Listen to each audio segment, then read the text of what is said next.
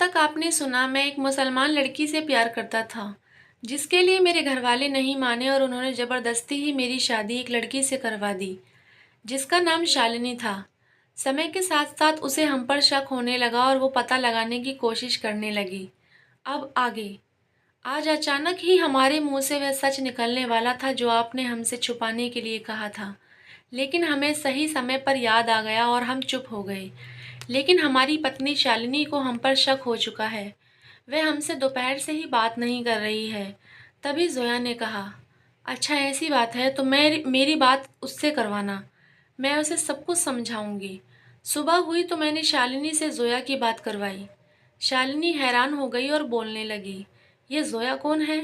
मैंने शालिनी को कहा, तुम खुद बात कर लो। दोनों बात करने लगे और जोया ने शालिनी को सारी बात बताई और कहा, शालिनी आप बिल्कुल भी परेशान ना हो। मैं आप दोनों की ज़िंदगी में कभी भी ऐसी सिचुएशन नहीं लाऊंगी जिससे आप दोनों को परेशानी हो, दिक्कत हो। जैसे हर किसी का किस्सा होता है वैसे हमारा भी है कि हम भी एक दूसरे के लिए मर मिटने को तैयार थे, एक दूसरे से बेइंतहा मोहब्बत करते थे। लेकिन खुदा ने हम दोनों को जुदा कर दिया और हमें एक ना हो सकी, और किस्मत ने उन्हें आपको दे दिया और हमसे छीन लिया। लेकिन इस बात का हमें बिल्कुल भी कोई मलाल नहीं है, इसलिए आपको कुछ भी चिंता करने की ज़रूरत नहीं है। हम आपकी ज़िंदगी में कभी वह जहर नहीं घोलेंगे जिसका डर आपको सता रहा है। इतना सुनकर शालिनी बोलने लगी, पर इनसे बात करना बंद कीजिए, यह अच्छी बात नहीं है। इतना सुनकर जोया ने कहा, अच्छा ठीक है, तुम कहती हो तो आज के बाद हम विनीत से बात भी नहीं करेंगे। इतना कहकर जोया ने फ़ोन काट दिया और शालिनी को बहुत गुस्सा आने लगा और उसने अपने पति पर शक करना और ज़्यादा शुरू कर दिया। ऐसे ही 8 से दिन निकल गए, लेकिन जोया ने अभी तक विनीत का फ़ोन रिसीव नहीं किया था। विनीत को गुस्सा आया और वह जोया के कोठे पर पहुंच गया और बोला, मैं तुम्हें इतने दिनों से फ़ोन कर रहा हूँ, तुम फ़ोन क्यों नहीं उठा रही? मेरी यह बात सुनकर जोया पलटी और उसने नज़रें चुराकर बोला, प्लीज़ विनीत यहाँ से चले जाइए, हमें आपसे कोई बात नहीं करनी है।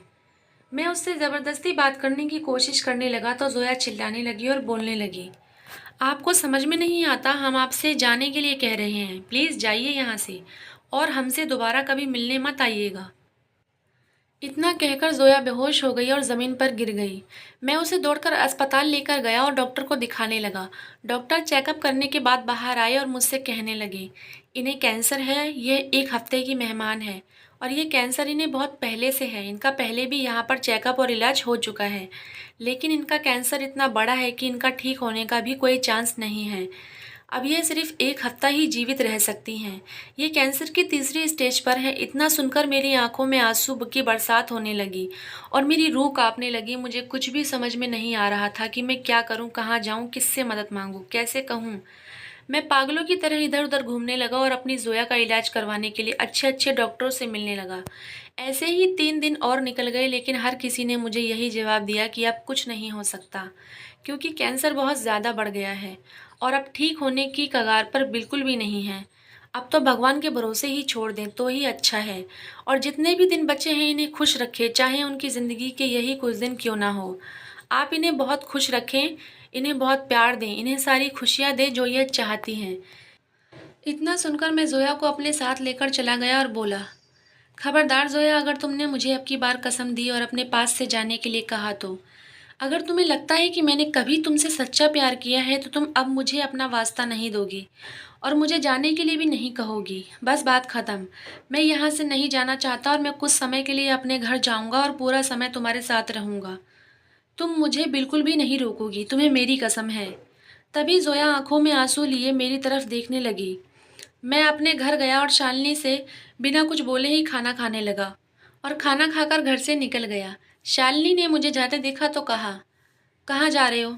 आप अभी तो आए थे इतने समय बाद और खाना खाकर तुरंत ही निकल गए। कहाँ जा रहे हो? उस कोठे वाली जोया से मिलने? आप कब सुधरेंगे? इतना सुनकर मेरा गुस्सा और बढ़ गया और मैंने शालिनी के पास गया और गुस्से भरी नज़रों से उसे देखने लगा और बोला, तुम्हारी हिम्मत कैसे हुई उसे कोठे वाली जोया बोलने की? वह रहती कहीं भी हो और वो क्या है नहीं है मुझे फ़र्क नहीं पड़ता। मैं बस उससे प्यार करता था। आज के बाद तुम उसके लिए कोई भी अपशब्द नहीं बोलोगी, बात ख़त्म। वरना मैं तुम्हें तलाक देकर अभी ये रिश्ता ख़त्म कर दूंगा। मैं उसके खिलाफ तुम्हारे मुंह से कुछ भी नहीं सुन सकता। इतना कहकर मैं गुस्से में वहाँ से चला गया। ऐसे ही 3 दिन और निकल गए और मेरी पत्नी बहुत रोती रहती थी और बहुत गुस्सा होती थी। एक दिन तो वह मुझसे कहने लगी, अगर आपने उसके पास जाना नहीं छोड़ा तो मैं अपनी जान दे दूंगी या तो उसकी जान ले लूंगी। यह आप बिल्कुल भी अच्छी बात नहीं कर रहे हैं, मुझे धोखे में रख रहे हैं, मुझे धोखा दे रहे हैं। आपको मैं धोखेबाज कहूँ या कुछ और। तभी मुझे गुस्सा आया और मैंने उसे झटका और वहाँ से चला गया। जब मैं वहाँ पहुँच गया तो वहाँ एक नौकर ने मुझे बताया कि वह अभी अभी अस्पताल गई है। अचानक से ही उन्हें चक्कर आने लगे और वह बेहोश हो गई। उन्हें अस्पताल ले जाया गया है। जब मैं अस्पताल पहुंचा तब जोया होश में आ चुकी थी। वह अपनी ज़िंदगी की आखिरी सांसें गिन रही थी और वह मुझसे मिलना चाहती थी। मैं जैसे ही वहां पहुंचा तो जोया को देखकर रोने लगा और जोया भी मुझे देखकर रोने लगी। डॉक्टर्स को भी समझ आ गया कि शायद ये दोनों प्रेमी हैं, एक दूसरे से बेइंतहा प्यार करते हैं। वह अस्पताल के वार्ड से बाहर गया और हम दोनों को कुछ देर के लिए अकेला छोड़ दिया। इस पर जोया ने मुझसे कहा कि अब हमारा समय हो चुका है इस दुनिया से विदा लेने का, और मैं नहीं चाहती कि मेरी कोई भी गलती की वजह से आपको सज़ा भुगतनी पड़े। मैं आपकी पत्नी से 5 मिनट के लिए मिलना चाहती हूँ। मेरे पास बहुत कम समय है। मैं इस दुनिया को छोड़कर जाने वाली हूँ। अगर हो सके तो मुझे अपनी पत्नी के आखिरी 5 मिनट दे दीजिए। मैं उससे मिलकर कुछ कहना चाहती हूँ। अगर मैं ना कह सकी तो शायद मैं चैन से मर भी नहीं पाऊंगी। इतना सुनकर मैं ज़ोर ज़ोर से रोने लगा और फ़ोन पर फ़ोन करने लगा। लेकिन 5 बार मेरी पत्नी शालिनी ने मेरा फ़ोन काट दिया और छठी बार जब मेरा फ़ोन उठाया तो मुझे रोता देख उसने मुझसे पूछा, मुझे फ़ोन करके परेशान मत कीजिए और ये रोने धोने का नाटक बंद करिए। मुझे आपसे कोई बात नहीं करनी है। इतना सुनकर मेरी आंखों से आंसू और ज़्यादा निकलने लगे और मैं कुछ नहीं बोल सका। मेरी पत्नी हैरान हो गई और मुझसे पूछने लगी, आप बस रोते ही रहेंगे या कुछ बोलेंगे भी? तभी मैंने उससे कहा कि आप सिटी हॉस्पिटल आ जाइए, मुझे 5 मिनट चाहिए आपके और उसके बाद हमेशा खुश रहेंगी। इस पर शालिनी बहुत देर परेशान हो गई और सोचने लगी। तभी मेरा फ़ोन स्विच ऑफ हो गया क्योंकि मेरे फ़ोन में बिल्कुल भी बैटरी नहीं थी। अब पार्ट 3 का इंतज़ार करें और जानें कि शालिनी जोया से मिलने आई कि नहीं, और जब आई तो जोया ने उससे ऐसा क्या कहा कि तीनों ही फूट फूट कर रोने लगे। उसके लिए आपको पार्ट 3 का इंतज़ार करना होगा।